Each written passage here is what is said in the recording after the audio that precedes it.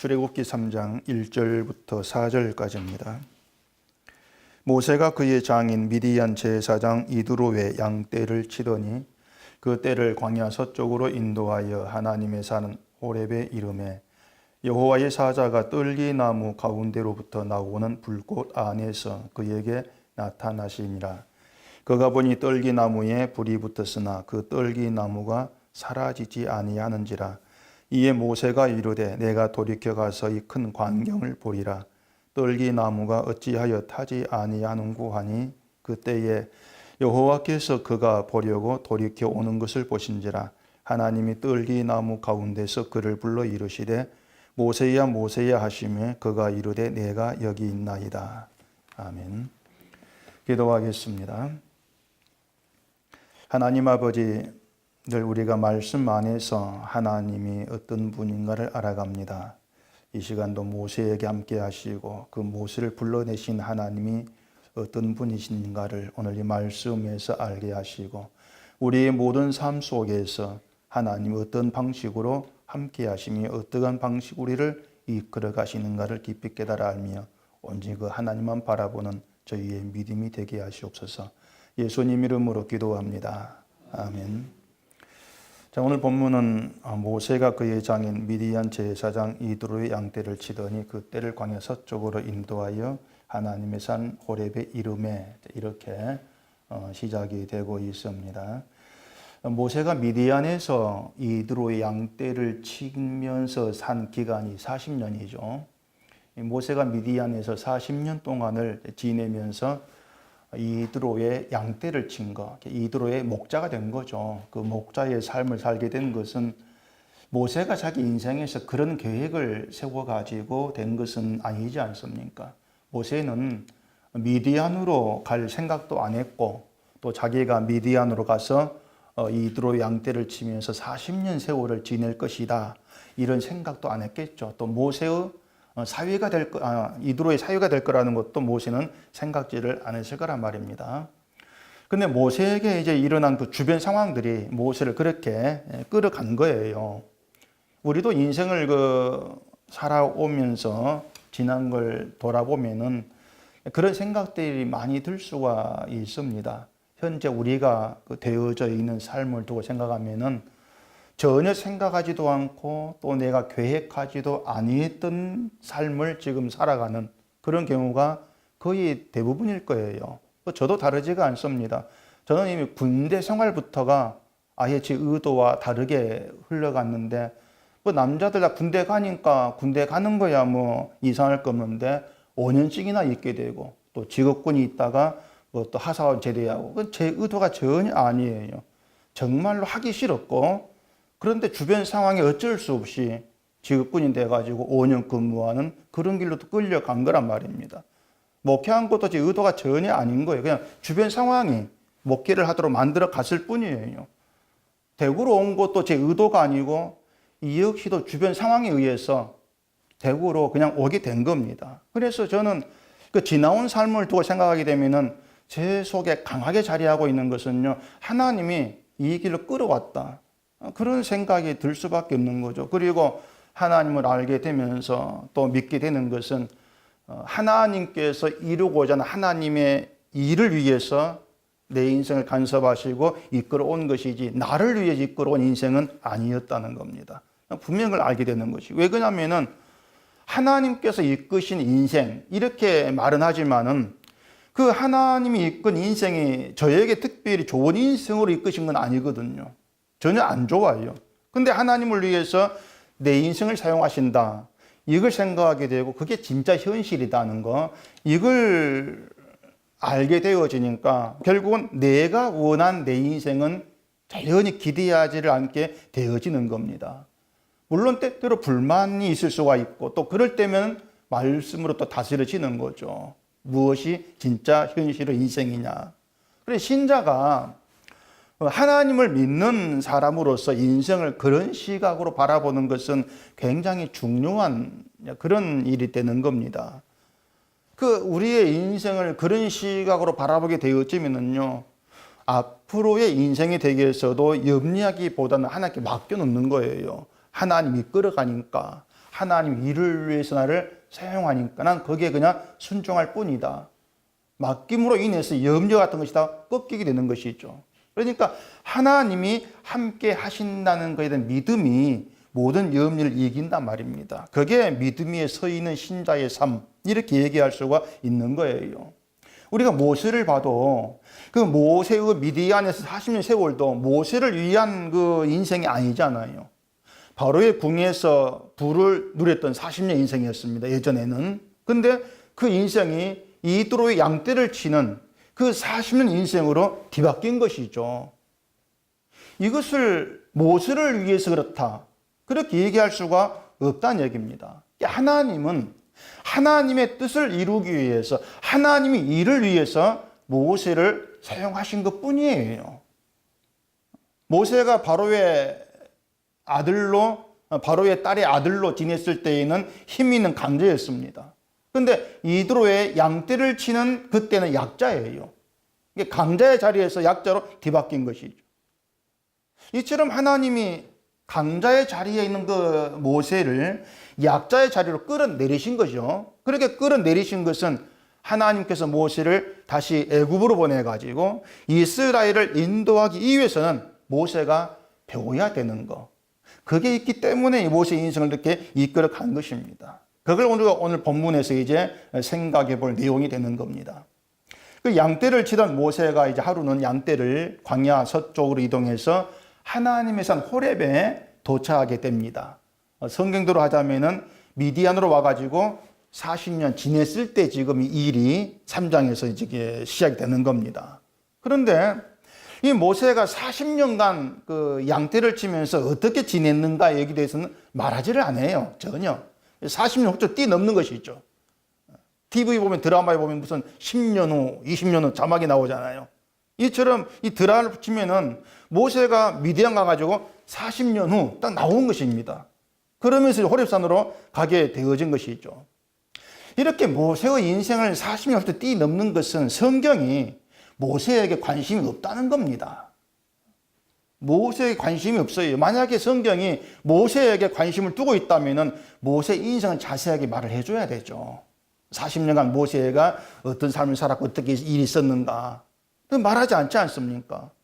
또 모세가 바로의 궁에 들어가서 40년 살았는데 그때 생활 자세하게 말하지를 않아요. 그 바로의 궁에서 어떤 교육을 받았고 어떤 사람 성장했고 전혀 언급하지 않지 않습니까? 이렇게 40년, 도합 80년 세월인데 그 80년 세월 동안 모세가 어떤 삶을 살았는가에 대해서 전혀 자세하게 얘기를 하지 아니한다는 것은 말씀드린 것처럼 성경이 모세란 사람, 모세 인생에 대해서는 관심이 없다는 겁니다. 그래서 이제 40년 뒤의 일을 바로 시작을 하는 거예요. 양을 치게 됐는데 40년 지나서 하나님의 산 호렙으로 가게 되었다. 일이 시작을 하죠. 우리가 짐작할 수 있는 것은 그냥 모세가 양떼를 치면 40년 살았겠구나, 그렇게 우리는 짐작할 수밖에 없는 겁니다. 이 호렙산을 하나님의 산 이렇게 얘기하는데 그 이유는 호렙산이 나중에 모세가 하나님께 나아가서 율법의 신의 산입니다. 이 호렙산이. 그래서 하나님의 산 이렇게 말을 합니다.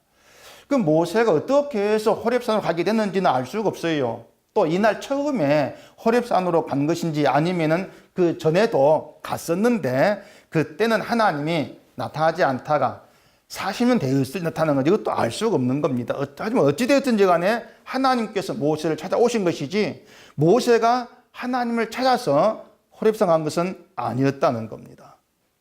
근데 그 호렙산에서 하나님이 모세를 만난 장면이 특이하단 말이죠. 2절 보시면은 여호와의 사자가 떨기나무 가운데로부터 나오는 불꽃 안에서 그에게 나타나시니라. 그가 보니 떨기나무에 불이 붙었으나 그 떨기나무가 사라지지 아니하는지라. 자, 모세가 호렙산에서 이상한 환경을 보게 된단 말이죠. 떨기나무에 불이 막 붙었는데 그 나무가 타지를 않아요. 소멸되지 않는단 말입니다. 이 떨기나무는 일반 나무처럼 굵은 몸통이 있어가지고 거기 가지가 나온 그런 나무가 아니고 그냥 덤불처럼 되어 있는 나무입니다. 큰 줄기가 없어요. 그러기 때문에 떨기나무는 나무의 가치도 없고 불이 붙으면 쉽게 타가지고 사라져 버립니다. 한마디로 말해서 쓸모없고 가치 없고 연약한, 아주 약한 그런 나무가 떨기나무입니다. 그런데 여호와의 사자가 그런 떨기나무에서 불꽃 안에서 나타나가지고 모세를 만나는 거죠. 이런 것들 하나하나가 말이죠, 하나님이 지금 하시는 일은 우리 생각과 전혀 다르게 흘러간다, 이걸 지금 보여주고 있어요. 왜냐하면은 이왕이면 하나님 불꽃 가운데에서 모세를 만나시려면은 하찮은 떨기나무 이것보다도 그래도 좀 쓸모있는 좋은 백향목, 그런 나무에 나타나가지고 모세를 만나면 좋지 않겠습니까? 근데 떨기나무가 뭐냐는 거예요. 떨기나무가. 사람들은 하나님의 일을 하기 위해서 힘과 능력이 필요하다, 이런 생각들을 많이 합니다.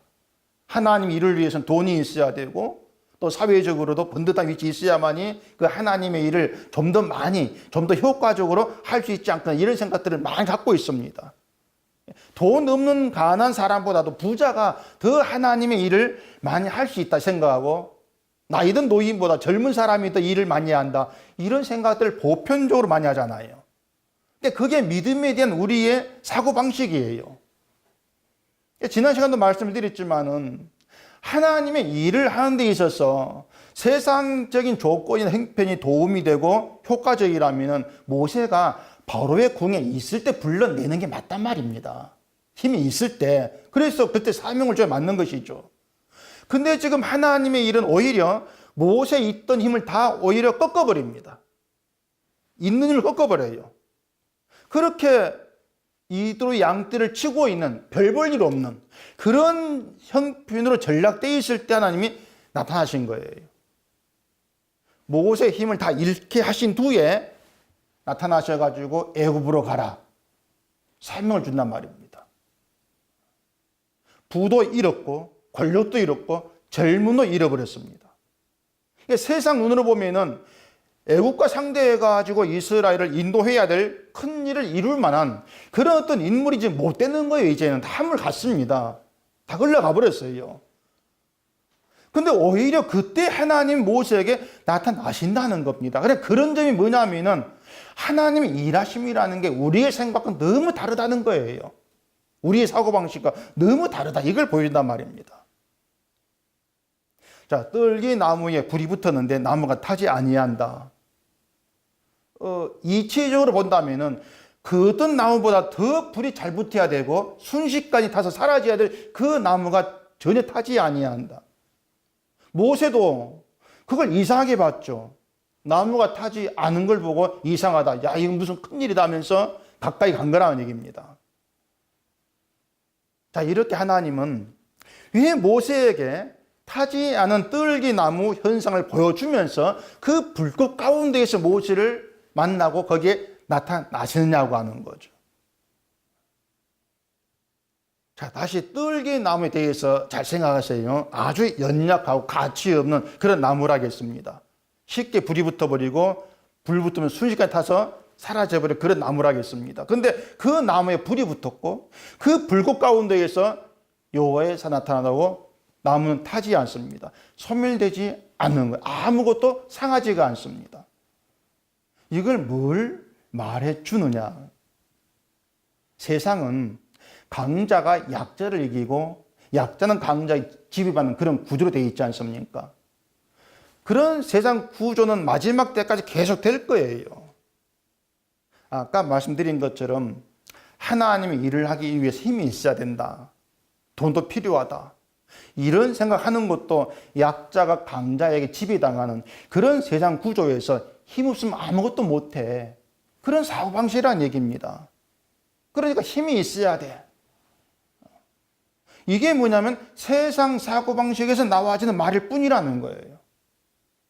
교회 일도 돈이 필요하고 선교 돈이 필요하고, 그러니까 돈이 있어야만이 하나님 일을 한다, 이런 말들 많이 하십니까?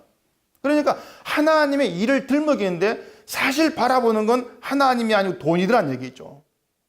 하나님의 일은 하나님 하신다, 이 생각이 없는 거예요. 내가 힘이 있어야 되니까. 내가 뭔가 가진 게 있어야 되니까 하나님이 일을 할 수 있다. 그 생각에 묶여버린다는 얘기입니다. 모세가 예외가 아니었거든요. 그 뒤에 10절 보시면은 이제 내가 너를 바로에게 보내어 너에게 내 백성 이스라엘 자손을 애굽에서 인도하여 내게 하리라. 자, 이렇게 이제 하나님 모세를 애굽으로 이제 보내려고 말씀하십니다. 그 말 듣고 모세 반응이 뭐냐면 내가 누구이기에 이스라엘 자손을 애굽에 인도해 내리까 이렇게 나오는 거예요. 그러니까 자기는 그럴 만한 일을 할 사람이 못 된다는 것이죠. 그럴 수밖에 없는 게 얘기한 대로 모세는 지금 별것 아닌 존재예요. 떨기나무 같은 그런 신세라고 할 수가 있단 말입니다. 젊지도 않고 힘도 없어요. 이스라엘을 애굽에서 인도해 낸다는 것이 보통 일이겠습니까? 애굽과 싸워야 되는데. 근데 그 일에 모세는 자신감이 없는 겁니다. 자기를 보니까 힘없어요. 자기는 그럴 일을 할 만한 지금 때가 이제 지났다. 그렇게 생각했겠죠.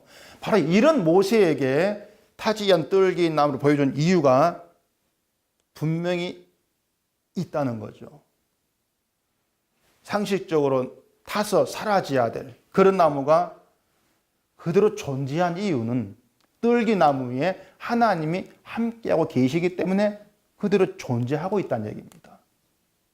불이 나무를 태우지 못한 가짜 불이라서 타지 않는 게 아니잖아요.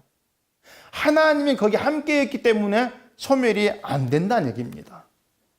떨기나무가 무슨 가치가 있고 쓸모 있어서가 아니고 이유는 오직 하나입니다. 하나님이 함께 하신다. 그거예요. 그래서 하나님을 믿는 신자는 자기의 강함과 약함 이걸 생각하는 것이 아니고 하나님이 함께 하신다. 그걸 생각하고 믿는 것이 신자라 그 말입니다.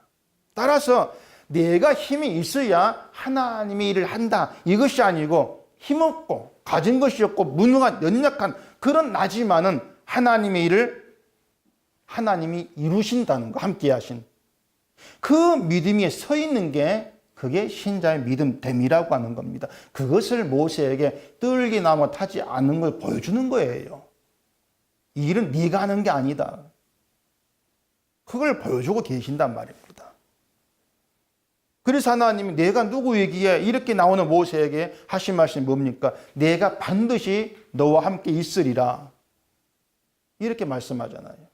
네가 약하다 해도 내가 너와 함께함으로 해서 나의 일을 내가 이룰 것이 뜻입니다. 내가 이룬다. 내가 힘 좋아지고 하게 할 거니 걱정 마 이것이 아니고 내가 이룬다. 내가 이룬다.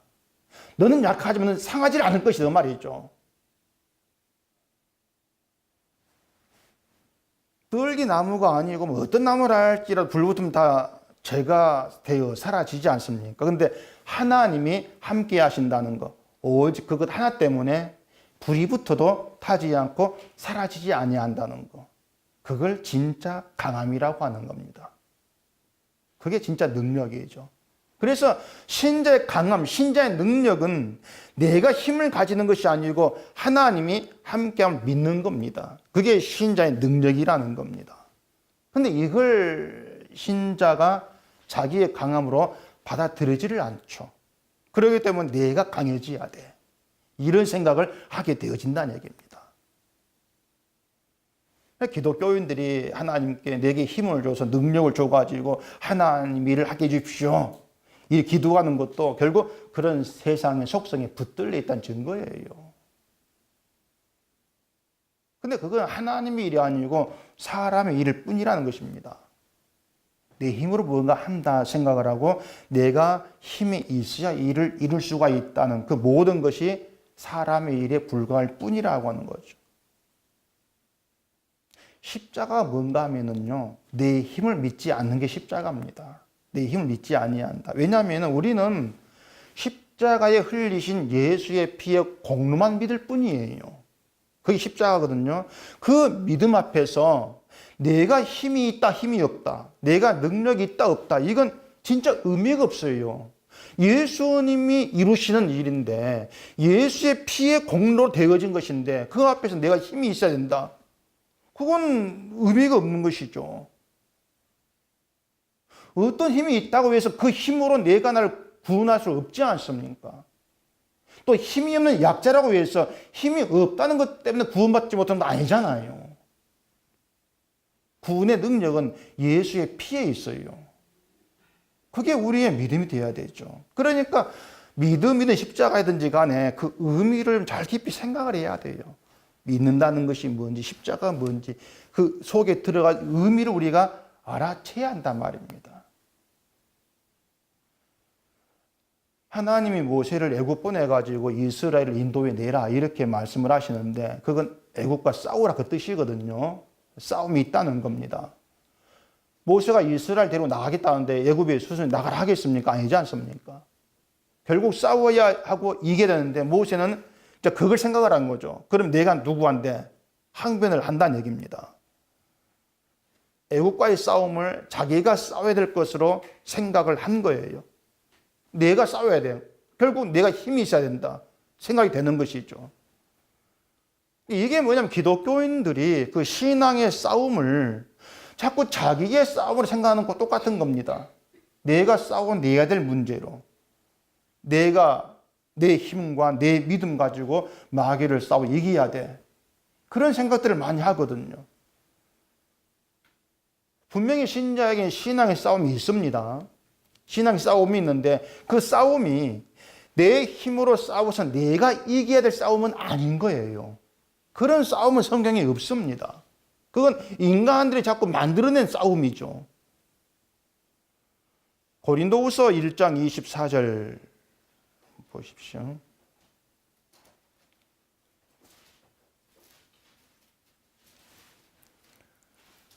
우리가 너희 믿음을 주관하려는 것이 아니요 오직 너희의 기쁨을 돕는 자가 되려 함이니 이는 너희가 믿음에 섰음이라.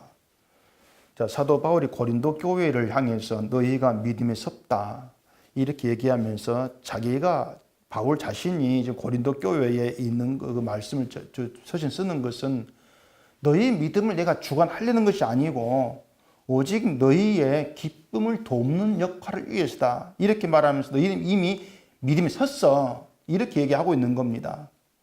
근데 그들이 어떻게 믿음에 섰냐면은 그 앞에 21절 보시면은 우리를 너희와 함께 그리스도 안에서 굳건하게 하시고 우리에게 기름을 부으시는 하나님이시니 그가 또한 우리에게 인치시고 보증으로 우리 마음에 성령을 주시느니라 이렇게 말한단 말이죠. 그러니까 이 고린도 교회가 믿음에 서게 된 것은 하나님이 성령을 주심으로 믿음에 서게 된 거예요. 성령으로 인해서. 이게 무슨 뜻인가 하면은 우리는 우리 스스로 믿음 위에 굳게 설 수 없다는 겁니다. 내 힘으로 안 되는 일이에요. 이게 그만큼 연약한 존재라는 얘기입니다. 우리는 그만큼 무능해요.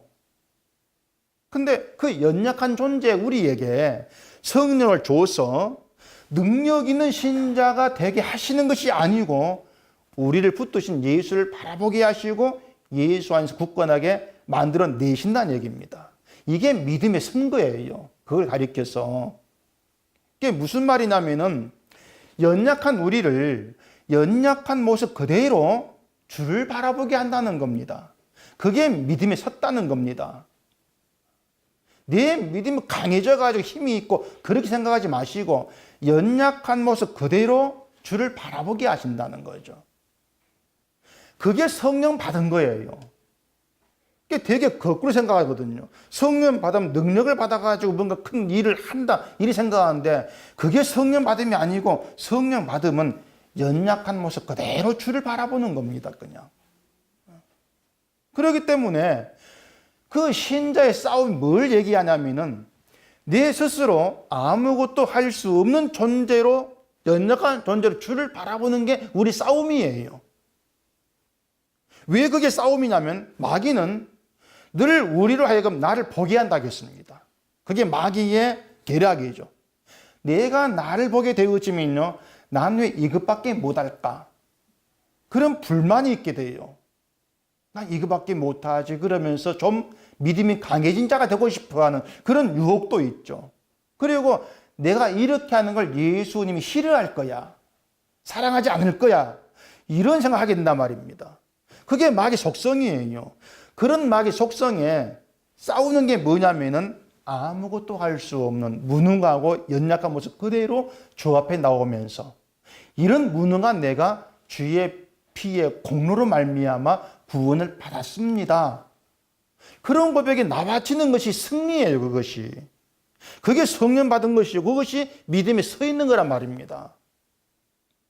그렇기 때문에 믿음이 서 있는 사람은 힘을 달라고 그렇게 기도하는 것이 아니고 무능한 내가 예수의 피의 공로로 말미암아 거룩한 자로 여김받게 된 걸 감사하게 해달라. 그렇게 나와지게 된 것이죠.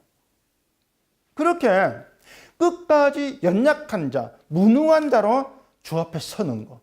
이게 신자의 우리의 싸움이란 얘기입니다. 그 싸움을 위해서 성령을 주신 것이고 늘 나를 연약한 자로 바라보며 주를 바라보는 것이 믿음에 선 것이고 그렇기 때문에 믿음에 섰다, 성령 받다 이러한 것들이 우리가 큰 일을 업적을 많이 만들어내고 전혀 아닌 겁니다. 전혀 아니에요. 만약에 그게 믿음에 선 것이라면은 지금까지 말씀드린 것처럼 하나님 모세를 연약한 자로 만든 것이 아니고 더 강한 자가 있을 거란 말입니다. 그러면서 모세 힘으로 모든 일을 이루게 만들었겠죠. 전혀 그게 아니에요. 타지 않은 떨기나무.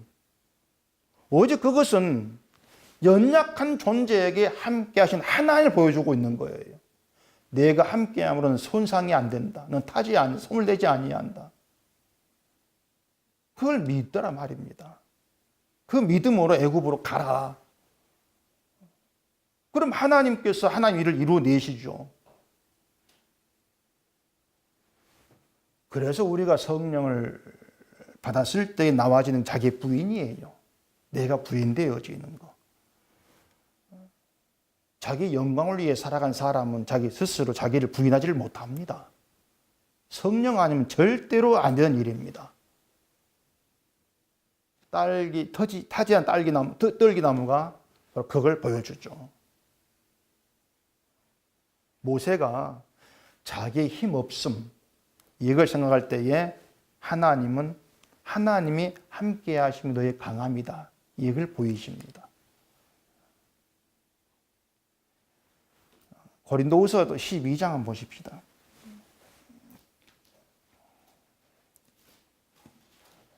(12장 9절) 보시면은 나에게 이르시기를 내 은혜가 내게 족하도다. 이는 내 능력이 약한 데서 온전하여 짐이라 하신지라. 그러므로 도리어 크게 기뻐함으로 나의 여러 약한 것들에 대하여 자랑하리니 이는 그리스도의 능력이 내게 머물게 하려 함이라. 바울은 자기를 강한 자로 생각지를 안 했지 않습니까? 약한 자로 생각하면서 약한 것들에 대해 자랑한다. 바울이 자랑거리는 자기 약함이었어요. 무슨 약함이 자랑거리가 됩니까? 바울은 이미 복음 안에서 세상에 가는 길로 안 가는 겁니다. 그게 복음이 이끌려가는 거예요. 그 사고방 생각 자체가. 그러니까 우리가 복음을 알고 믿음에 서 있다고 했을 때에 우리의 생각은 세상과 같은 길로 절대 가지를 못합니다. 거꾸로 갈 수밖에 없는 것이죠. 우리가 본문 보면서 하나님께서 모세를 애국과의 싸움의 그 자리로 보내시면서 강하게 만드는 것이 아니고 힘을 막 주는 것이 아니고 약하게 만들어 나가게 하신다는 거. 이걸 우리가 잘 좀 알아야 합니다. 왜 약하게 만드시느냐? 만약 모세가 강한 힘을 가지고 나가서 이기면요. 어떻게 되겠습니까? 내 힘으로 이겼다. 반드시 그렇게 나올 수밖에 없어요. 내 힘으로 이겼다. 자기 힘을 자랑하죠. 근데 약하게 만들었어. 난 안 되는데 너 어떻게 합니까?